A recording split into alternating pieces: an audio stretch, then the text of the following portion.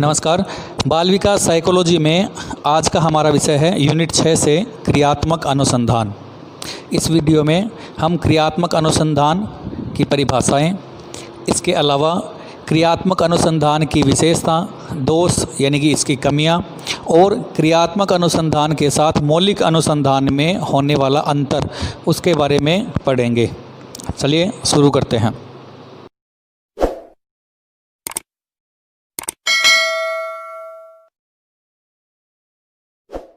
चलिए बात करते हैं सबसे पहले क्रियात्मक अनुसंधान यानी कि अर्थ की।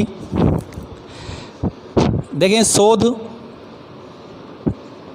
यानी कि रिसर्च जो दो शब्दों से बना हुआ है, री प्लस सर्च से,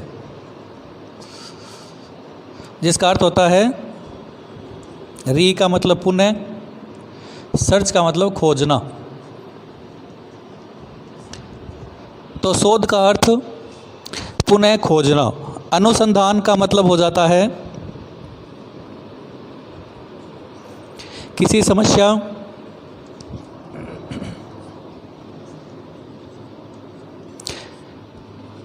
के क्रमबद्ध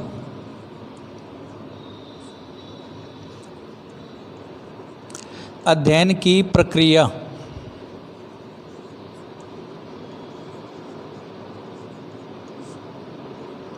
किसी समस्या के क्रमबद्ध अध्ययन की प्रक्रिया को हम अनुसंधान कहते हैं। उसके बाद में है अवधारणा और शब्द प्रयोग। 1933 ईस्वी में कोलियर ने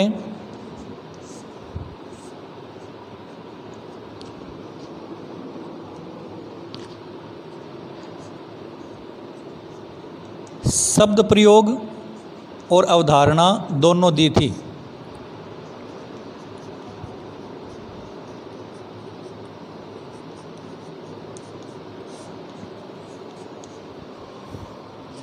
उन्नीस सौ 1933 में कोलियर ने अवधारणा और शब्द प्रयोग किया था। शब्द प्रयोग जो था वो कोलियर ने द्वितीय विश्व युद्ध के समय सैनिकों से संबंधित जो समस्याएं थी उनको सुधारने के लिए या उनको पुनः खोज करने के लिए या उनका अध्ययन करने के लिए क्रियात्मक अनुसंधान का शब्द का प्रयोग किया था। 1933 में कोलियर ने अवधारणा और शब्द प्रयोग किया था। उसके बाद में बात करते हैं क्रियात्मक अनुसंधान का एक महत्वपूर्ण नाम, प्रोफेसर स्टीफन एम कोरे। ये कोलंबिया विश्वविद्यालय के प्रोफेसर थे।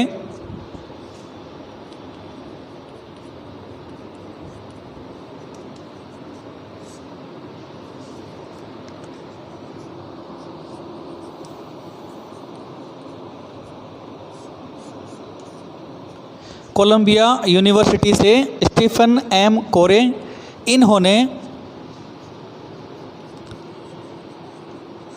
क्रियात्मक अनुसंधान को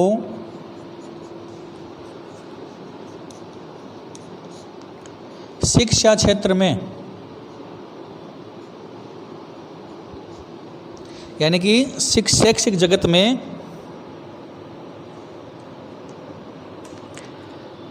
प्रतिष्ठित किया था या स्थापित किया था।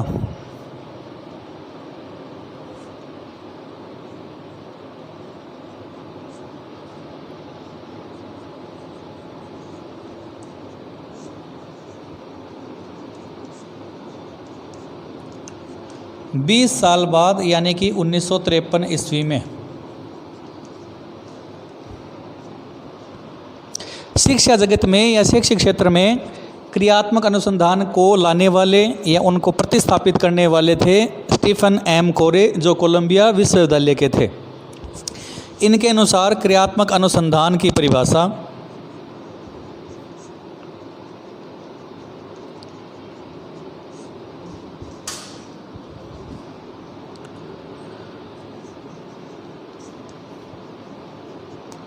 क्रियात्मक अनुसंधान वह प्रक्रिया है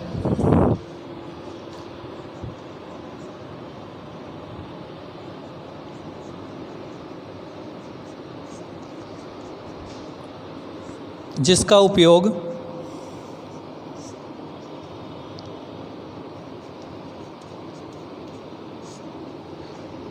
व्यक्ति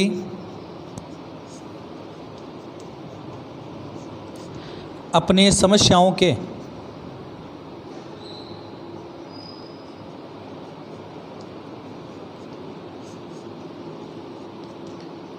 समाधान के लिए करता है।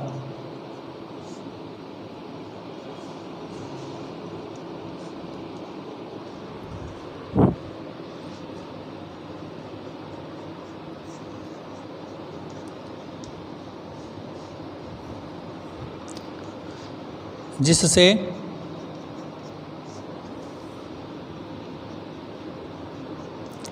उसके निर्णयों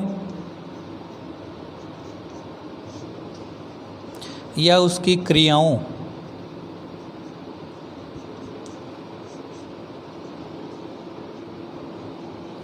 का निर्देशन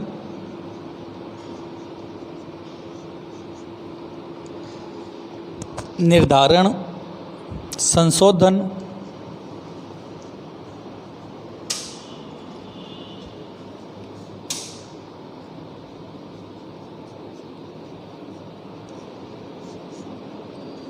और मूल्यांकन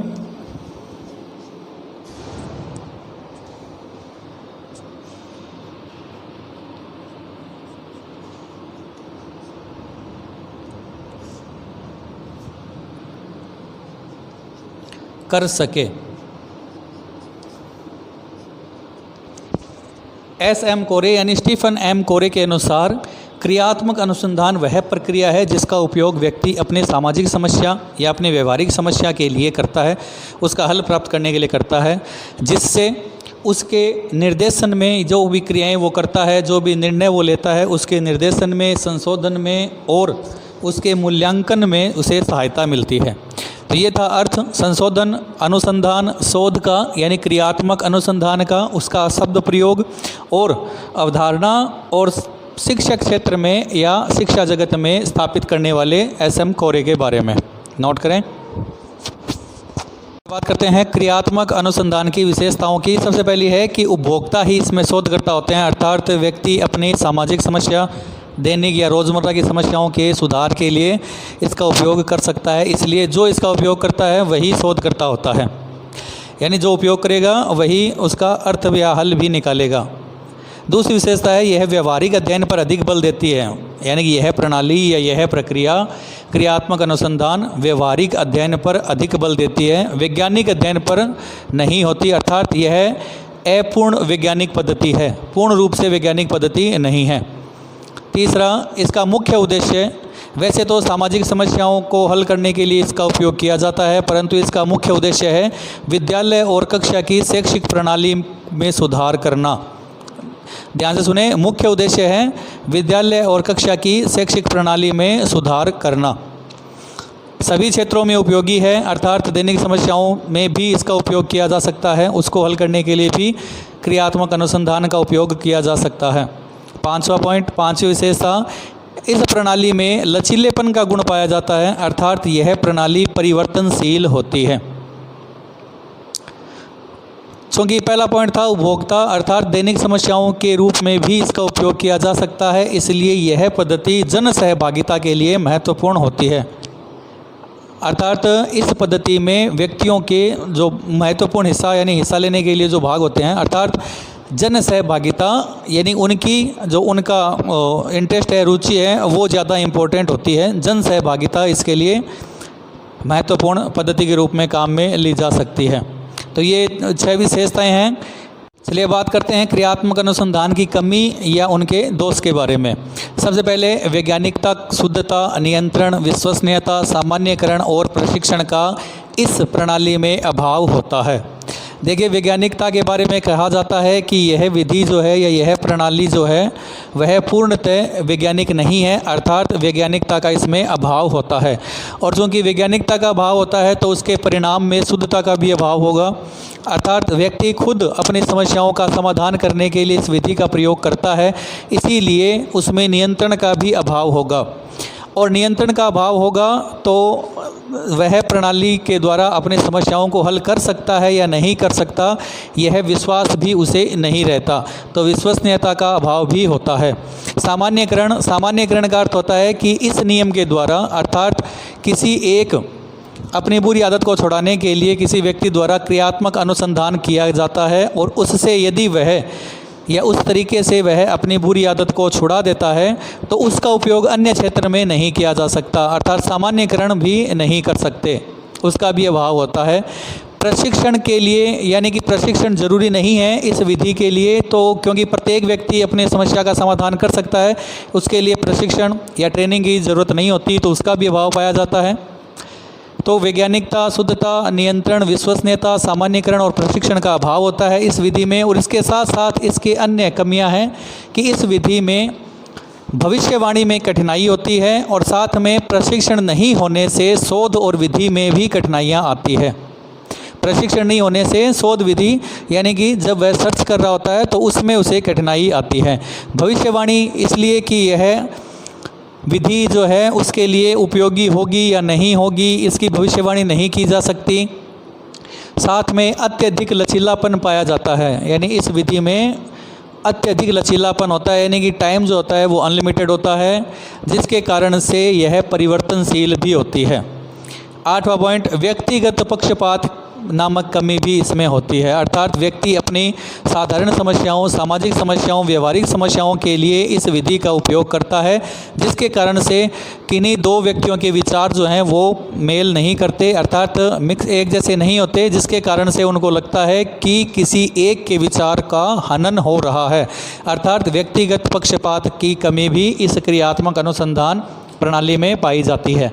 चलिए इन सब को समझने के लिए एक उदाहरण लेते हैं। मान लीजिए एक बच्चा है जो अपने गुटखा खाने की जो बुरी आदत है उसको छोड़ना चाहता है, उसके लिए क्रियात्मक अनुसंधान विधि का उपयोग करता है, अर्थात धीरे धीरे अनुसंधान, दोबारा खोज, उन कारणों का खोज करता है जिसके कारण से वो इस आदत से जुड़ा था, उनको छोड़ने के लिए अन्य तरीके अपनाता है। तो सबसे पहले जो वैज्ञानिकता है उसमें वैज्ञानिक तरीकों का उपयोग नहीं करता। शुद्धता, तो उसका परिणाम भी नहीं हो सकता, हम शुद्ध नहीं मान सकते कि वह गुटखा खाना छोड़ेगा ही। हो सकता है कि कुछ समय के बाद वापस वह उस गुटखा को वापस ग्रहण करना शुरू कर दे, यानी वापस खाना शुरू कर देता है। नियंत्रण, खुद अपनी बुरी आदत को छुड़ाने के लिए वह क्रिया करता है, इसलिए खुद का नियंत्रण उस पर नहीं रहता। एक दिन मान लीजिए नहीं खाता, दूसरे दिन खुद का कंट्रोल नहीं रहता, जिसके कारण से हो सकता है कि अगले दिन ही वह फिर से खाना शुरू कर दे, और यही विश्वसनीयता की कमी होती है। सामान्यकरण, यदि मान लीजिए उस बच्चे ने गुटखा खाना छोड़ दिया हो तो इस नियम के तहत, यानी कि जिसने उस तरीके का उपयोग किया था तो उस तरीके के अनुसार वह तरीका अन्य विधियों में या अन्य बुरी आदतों को छुड़ाने के लिए, जैसे शराब छुड़ाने के लिए नहीं किया जा सकता। प्रशिक्षण, इसमें उस बच्चे को गुटखा छुड़ाने के लिए कोई प्रशिक्षण नहीं दिया जाता। अत्यधिक लचीलापन, यानी कि टाइम नहीं है, इतना समय बता नहीं सकते कि कब तक वह उस बुरी आदत को छोड़ देगा, यानी कि भविष्यवाणी में भी कठिनाई होती है। व्यक्तिगत पक्षपात, अर्थात जिससे वह बहस करता है अपने दोस्त या परिवार वालों के साथ, तो उसमें उनको लगता है कि चलो ठीक है, किसी एक व्यक्ति का, या तो उस बच्चे का या उसको समझाने वाले में से किसी एक व्यक्ति का जो बातें हैं या उसके जो कहने हुए कथन हैं उनका पक्षपात होता है। अर्थात हो सकता है कि माता पिता के अनुसार बच्चा जल्द ही गुटखा को छोड़ दे, और जबकि बच्चा ये चाहता है कि नहीं छोड़ दूंगा, पर शायद हो सकता है कि उसमें समय ज़्यादा लग जाए। इसी तरह प्रशिक्षण नहीं होने से शोध विधि में भी कठिनाइयाँ आती है। तो ये थे क्रियात्मक अनुसंधान की कमी या दोष के बारे में, नोट करें।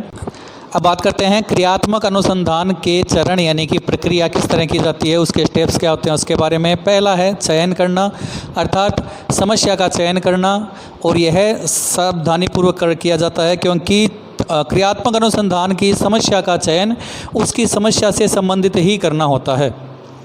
दूसरा है उस समस्या के चयन पर विचार विमर्श करना, फिर उसके अनुसार परिकल्पना या उपकल्पनाओं का निर्माण करना, जो कि सबसे महत्वपूर्ण भाग होता है क्रियात्मक अनुसंधान का। याद रखें, सबसे इम्पोर्टेंट भाग या सबसे इम्पोर्टेंट चरण होता है परिकल्पनाओं का निर्माण करना, और यह परिकल्पना उस समस्या से संबंधित ही होनी चाहिए, अन्य समस्याओं की कल्पना नहीं होनी चाहिए। तो ये सबसे इम्पोर्टेंट है, तीसरा पॉइंट, परिकल्पनाओं का निर्माण करना। चौथा है परिकल्पनाओं का निर्माण करने के बाद उसकी जांच करना, और तीसरा और चौथा जो पॉइंट है उसको समस्या से संबंधित ही रखना चाहिए। 5वां है क्रियान्वयन करना, यानी कि उसके बाद परिकल्पनाओं की जांच करने के बाद क्रिया करना उनके अनुसार, और तथ्य जो होते हैं, डाटा जो होते हैं, प्रदत्त जिसे डाटा कहते हैं, सूचना कहते हैं, उनका संकलन करना, उनको इकट्ठा करना। और 6वां पॉइंट तथ्यों का वर्गीकरण, उन डाटाओं का वर्गीकरण, विश्लेषण करना और उसकी व्याख्या करना। तो 5वां और 6वां पॉइंट जो है, यही दोनों पॉइंट मिलकर क्रियात्मक अनुसंधान के चरण बनाते हैं। अर्थात ये क्रियात्मक अनुसंधान विधि या क्रियात्मक अनुसंधान प्रणाली को अधिक महत्वपूर्ण बनाते हैं। और 7वां और अंतिम चरण होता है सुझाव। निर्णय लेने के बाद सुझाव की आवश्यकता होती है। तो ये हैं क्रियात्मक अनुसंधान के चरण, जिसका पहला चरण है चयन और अंतिम चरण है सुझाव।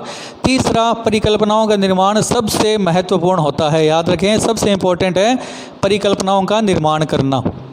5वां 6वां पॉइंट है जो इस विधि को क्रियान्वित करके क्रियात्मक अनुसंधान के योग्य बनाता है।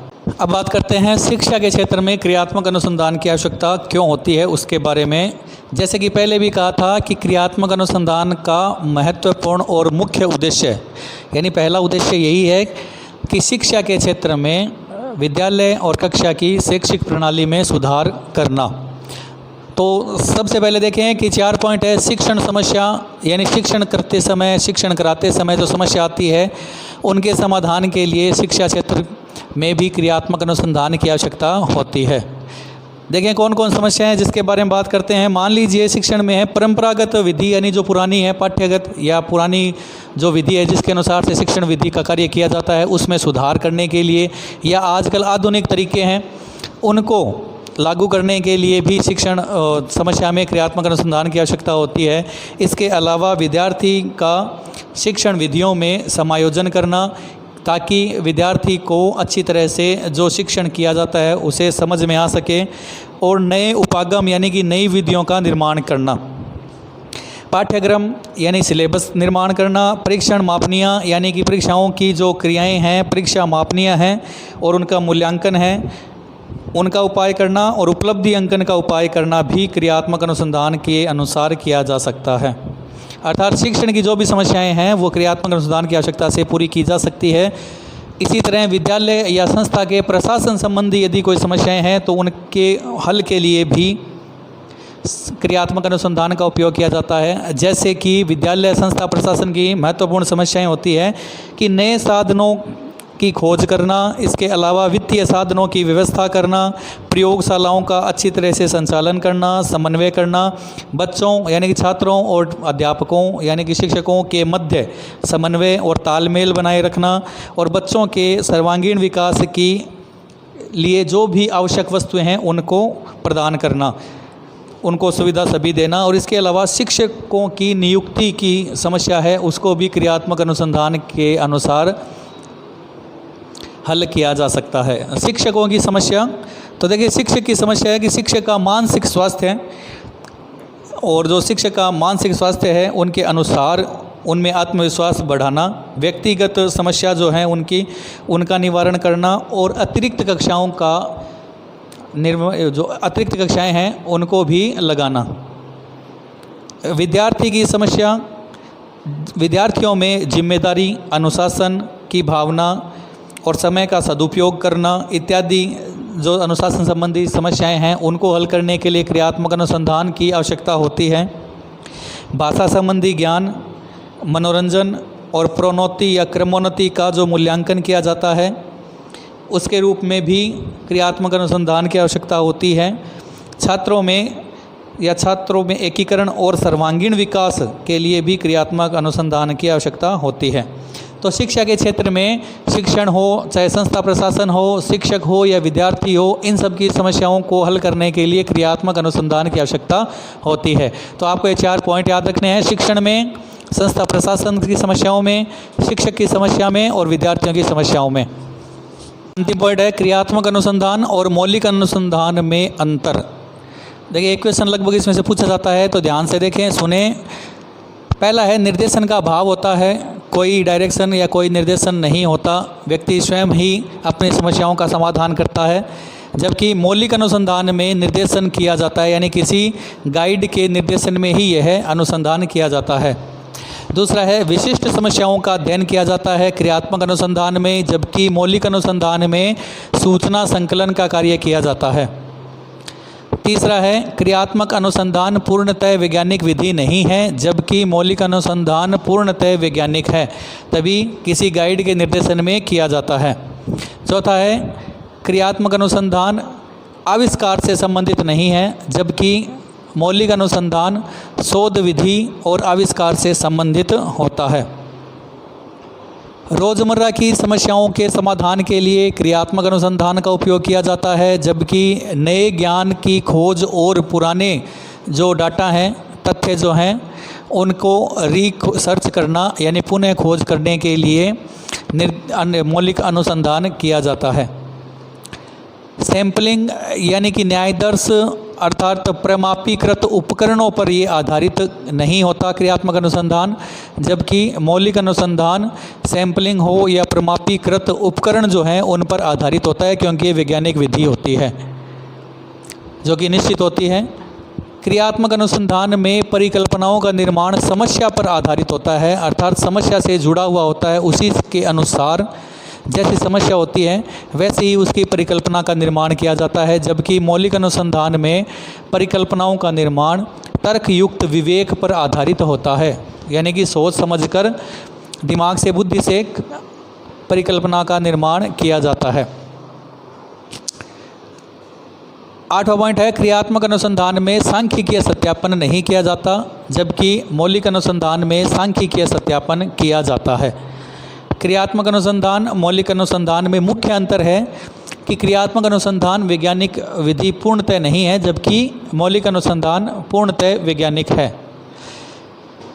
तो ये था आज का विषय, जिसमें हमने क्रियात्मक अनुसंधान का अर्थ, शब्द प्रयोग, उसकी अवधारणा, उसकी परिभाषा, उसका शिक्षा जगत में महत्व, उसकी दोष यानी कमियां, शिक्षा के क्षेत्र में उसका या उसकी आवश्यकता क्यों हुई उसके बारे में, और क्रियात्मक अनुसंधान के चरण यानी क्रियात्मक अनुसंधान की विधि जो है वो किस तरह की जाती है, और क्रियात्मक अनुसंधान और मौलिक अनुसंधान में अंतर के बारे में पढ़ा था। धन्यवाद।